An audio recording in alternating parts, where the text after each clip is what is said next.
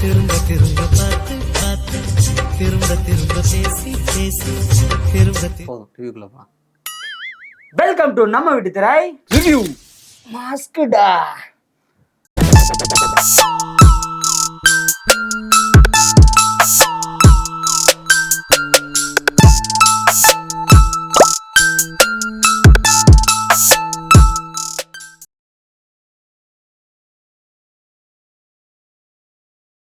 இன்னைக்கு நாங்க பார்த்துட்டு வந்த படம் விக்ரன் அசோக் டைரக்ஷன்ல கவின், ஆண்ட்ரியா, ருஹானி சர்மா, சார்லி, பவன் மற்றும் பலர் நடிச்சு நவம்பர் 21 தியேட்டர் ரிலீஸ் ஆன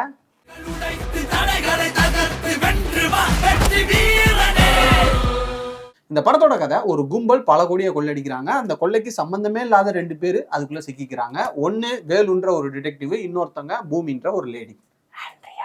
இப்போ அவங்க 2 பேரும் எப்படி அதுக்குள்ள சிக்கிக்கிறாங்க, அந்த பணம் யாரோடது, அதை கொள்ளையடிச்சது யாரு, அதை ஏன் கொள்ளையடிச்சாங்க, அவங்களோட பிளாஷ்பேக் என்ன, இவங்க 2 பேரோட நிலைமை என்ன ஆச்சு, அதுதான் அந்த படத்தோட மீதி கதை. படத்தோட ட்ரெய்லர் பார்த்தோம், நல்லா இருந்துச்சு. அப்புறம் படத்தோட ப்ரொமோஷனல் ஈவெண்ட்லாம் அங்கே வந்திருந்த எல்லாருமே படத்தோட கண்டென்ட்டை ரொம்ப சிலாகிச்சு பேசியிருந்தாங்க. முக்கியமாக நெல்சன்லாம் பயங்கரமாக பேசியிருந்தாப்புல. அதனாலே நமக்கு படத்து மேலே ஒரு பெரிய எக்ஸ்பெக்டேஷன் கிரியேட் ஆச்சு. எனக்கு ஆண்ட்ரியா மேல ஒரு எக்ஸ்பெக்டேஷன் கிரியேட் ஆச்சு. ஆண்ட்ரியோட பெர்ஃபார்மன்ஸ் மேலே யூஸ்வலாகவே எக்ஸ்பெக்டேஷன் கிரியேட் ஆகும். பட் படம் பார்த்த பிறகு அந்த எக்ஸ்பெக்டேஷன் நமக்கு ஃபுல்ஃபில் ஆச்சா அப்படின்னு கேட்டிங்கன்னா பார்க்க முடியாது. இல்லை, ரைட்டிங் வைஸ் படம் இன்ட்ரெஸ்டிங்காக தான் இருக்குது. முக்கியமாக கவினோட அந்த கேரக்டரோட பிரில்லியன்ஸையே ஆரம்பத்தில் காட்டுற அந்த போர்ஷன்ஸாக இருக்கட்டும், கவின் யதார்த்தமாக ஹெல்மெட் வாங்க போய் அந்த கொள்ளைக்குள்ளே சிக்கிக்கிற அந்த மேட்டராக இருக்கட்டும், அப்புறம் ஆண்ட்ரியாவுக்கும் பவனுக்கும் இடையில இருக்கக்கூடிய அந்த லிங்க்கு, கிளைமேக்ஸில் வரக்கூடிய அந்த ரியல் எஸ்டேட் ஸ்கேமு, இதெல்லாம் இன்ட்ரெஸ்டிங்காக இருக்குது ரைட்டிங் வைஸ். ஆனால் அதை எக்ஸிக்யூட் பண்ண விதம் இன்ட்ரெஸ்டிங்காக இல்லை. டிக்கெட் எடுத்து தேட்டருக்குள்ள போய் உட்காந்தோன்னா படம் போட்டோன்னா நம்ம கையை பிடிச்சி தரன்னு இழுத்துட்டு போகிறாங்க. இதுதான் வேலு, இதுதான் பூமி, அவர் தான் மணிகண்டன், பார்த்துட்டிங்களா, அப்படியே அவங்க பின்னாடி இருக்கிறவங்களாம் அவங்களோட குரூப்பு அப்படின்னு ஒரு இன்ட்ரோவை குத்துட்டு ஒரு கொள்ளையை அடிச்சுட்டாங்க, இதுக்குள்ளே அவங்க மாட்டிக்கிட்டாங்கன்னு விறுவிறுன்னு கதை போகுது. தப்பாக புரிஞ்சுக்கோன்னா விறுவிறுன்னு போகுதுன்னா பயங்கர இன்ட்ரெஸ்டிங்காக இருக்குன்னு இல்லை, நம்ம மண்டையில் எதுவுமே ஏறாத அளவுக்கு விறுவிறுன்னு கொண்டு போகிறாங்க. எதுவுமே மண்டையில் நிற்கலை. அதாவது புத்திசாலி ஒருத்தன் பாடம் எடுத்தானா, நம்மளுக்கு எதிர்த்தாப்புல இருக்கிற எல்லாரும் புத்திசாலின்னு நினச்சி பாடம் எடுத்தானா எப்படி இருக்குமோ அப்படி எடுத்துருக்காங்க. ஆனா அங்க எங்களை மாதிரி ஒரு 2 மக்குவ பிளாஸ்டர் இருக்கிறாங்க அப்படின்றத அவங்க நோட்டீஸ் பண்ணல. அவங்க சொன்ன எதுவுமே மண்டைக்குள்ள இறங்கவே இல்லை. முடி இருக்கிறதுனால அப்படியே வலிக்கிட்டு போயிருது. அப்ப முடி இல்லாதவங்க நம்ம யோசிச்சு பாருங்க எப்படி இருந்திருக்கும். சரின்னு போயிருக்கும்.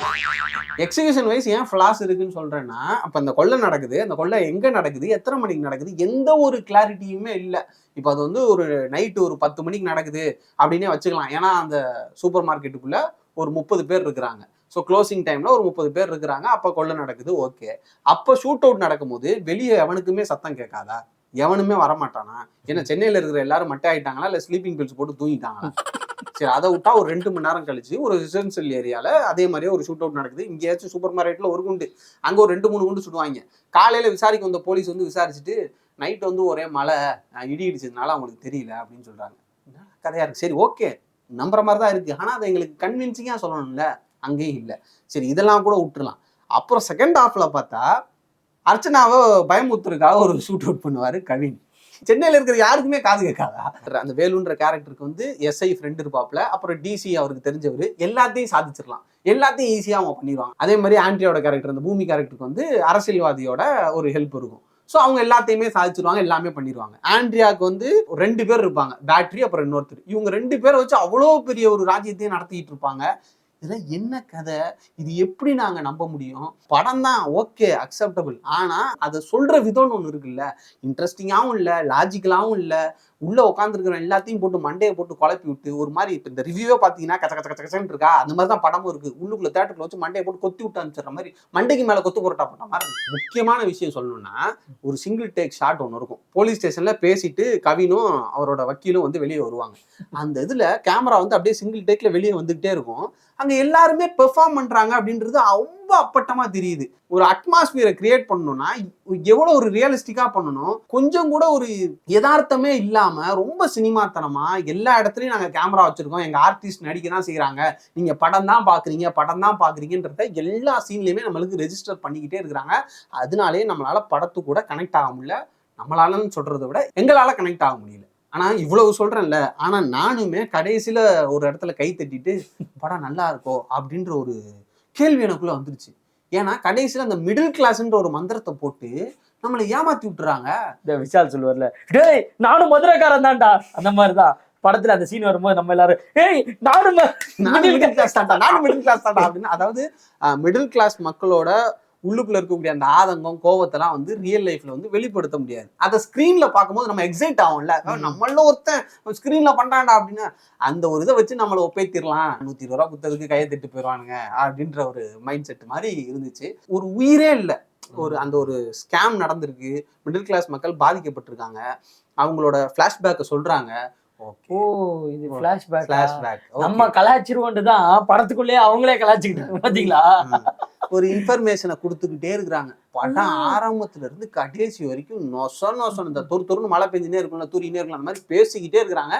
சரி, இடையில கேப் கிடைக்கும் போது நம்ம நெல்சனோட வாய்ஸ் ஓவர், அது தேவையா அப்படின்னு நினைக்கும் போதே அதை ஓவர்லாப் பண்ற மாதிரி கேரக்டர்ஸோட டைலாக் வரும். ஒண்ணுக்கு புரியாது, இவர் என்ன பேசுறாரு புரியாது, அவர் என்ன பேசுறாரு புரியாது. இதுல பார்த்தாவது ஜிவி வேற பேக்ரவுண்ட் ஸ்கோரை போட்டு ஏற்றி விட்டுறாப்ல, அங்கேயும் ஒன்றும் புரிய மாட்டேங்குது. நான் பார்த்த தேட்டர்ல பிரச்சனையா, இல்லை என் மண்டகோளாரா, இல்லை நாங்க மக்கு பிளாஸ்திரியா, அவங்க எடுத்தவங்க பிரில்லியண்டா, என்ன இளவுனே ஒன்றும் புரியல. அப்புறம்ட்டா சீன்ஸ் வந்து ஸ்டார்ட் ஆகும். எல்லா கேரக்டர்ஸுமே ஆஃப் பேக்டா இருக்கு. கடைசியில ஒரு பயங்கரமான ட்விஸ்ட் ஒன்று கொடுத்து நம்மளை ஏமாத்தி மண்டை செலவு பண்ணி நல்ல படம் தானோ அப்படின்னு ஒன்று பண்ண வச்சுட்டீங்க. ஓகே, பட்டு ஒரு உயிரே இல்லை. அந்த மிடில் கிளாஸ் லைஃபோட அந்த ஒரு எசன்ஸே இல்லை. நான் ஃபீல் பண்ணவே இல்லை. மிடில் கிளாஸ் வேஷம் போட்டு நடிக்கிறாங்க அப்படின்றது தெரியுது. அதுதான் மாஸ்க் போல படத்தோட டைட்டில். அதேதான் நீங்க இப்ப சொன்ன மாதிரியே இப்ப ஏதாவது ஒண்ணு பண்ணிடுறாங்க. இவங்க வந்து நகை கடைக்கு போய் ஒரு ஜோக் பண்ணிட்டு, நான் மிடில் கிளாஸ், நான் ஜோக் பண்றேன். இவன் என்னன்னா திடீர்னு பார்த்தா அவ்வளவு பெரிய மாஸ்க் செஞ்சுட்டு போய் ஒரு பையன் கொடுப்பானா, அவன் ஒரு ஸ்கேம் பண்ணிடுறான். நீ யாரா? நானும் மிடில் கிளாஸ். இத கேட்க போற நம்ம ஹீரோ, ஏய் நானும் மிடில் கிளாஸ்ரா, டக்குனு ஒரு 8 லட்சம் ரூபாய்க்கு மேல வைப்பாரு. மிடில் கிளாஸ் அவரு, மிடில் கிளாஸ். அப்புறம் டெக்னிக்கலாவும் படம் வந்து பாத்தீங்கன்னா ரொம்ப வீக் தான். விஷுவல்ஸ் ஓகே, லைட்டிங்கா நல்லா இருக்கு. சில இடங்கள்ல லைவ் லொகேஷன்ல எடுத்திருக்காங்க. அங்கேயுமே பாத்தீங்கன்னா இந்த ஆலம்பட்டியான் கடையில எடுத்திருப்பாங்க. ஃபுல்லா வழி மறைச்சு வண்டியை நிப்பாட்டி ஷூட்டிங் எடுக்கிறோம், அங்க இருக்க எவனும் உள்ள வந்துடக்கூடாது அப்படின்ற மாதிரி டோட்டலா எல்லாமே தெரியுது. அப்புறம்டா தெரியுது, நாங்க ஷூட்டிங் தான் எடுத்துருக்கிறோம், படம் தான் எடுக்கிறீங்க, நீங்க படம் தான் பாக்குறீங்க, கொஞ்சம் கூட நீங்க கனெக்ட் ஆக முடியாது அப்படின்னு இருக்கு. இதுல வேற ஜிவி வேற. பாட்டு ஓகே. எந்த பாட்டு? வயல்வெளியில ஒரு சாங் வருமே, நல்லாவே இல்லை. நீங்க இது ஆண்ட்ரியாவோட ஒரு பாட்டு வரும் தெரியுமா, அந்த புருவத்துக்கு புருவமே தூக்கல. பேக்ரவுண்ட் ஸ்கோர் பிளேஸ்மெண்ட்லாம் ஆரம்பத்துல கவின் வந்து ஒரு மாசா ஒரு டைலாக் பேசுறாரு.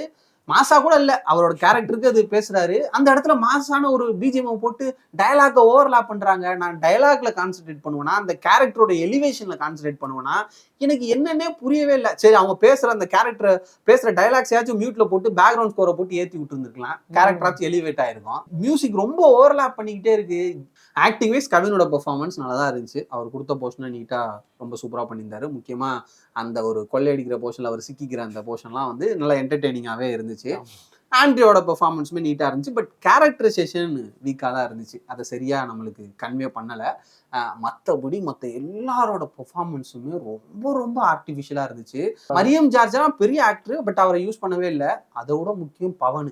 அவர் வந்து வட சென்னை ஆடுகளம்லாம் பயங்கரமா பார்த்துருக்கோம். ஏன்னா அவர்லாம் வட சென்னையில நின்னாலன்னு சொன்னவரை இங்க டவுன் இல்லாம என்ன சொல்லலன்னு தெரியலன்னா டக்குன்னு என்ன சொல்லணும், மிடில் கிளாஸ், அவ்வளவுதான். போங்க, ரவுடிக்கு உண்டான மரியாதை போச்சேடான்ற மாதிரிதான் மிடில் கிளாஸுக்கு உண்டான மரியாதை போச்சேடா. ஆனா கடைசியில கைத்தட்டு வாங்கிடுறாங்க அந்த மிடில் கிளாஸ். மிடில் கிளாஸ் மொத்தத்துல இந்த மாஸ்க்கு மேபி எதிர்பார்ப்போட போனீங்கன்னா ஏமாற்றம் இருக்கலாம். ஆனா கடைசியில அந்த மிடில் கிளாஸ் மந்திரத்தை போட்டு ஒருவேளை படம் நல்லா இருக்கோ அப்படின்ற ஒரு சின்ன தடுமாற்றத்தை நமக்குள்ள கொண்டு வந்துடுறாங்க. ஸோ படம் நல்லா இருக்கா ஆவரேஜா இருக்கா அப்படின்றது பாக்குறவங்களை பொறுத்துதான். திரும்ப திரும்ப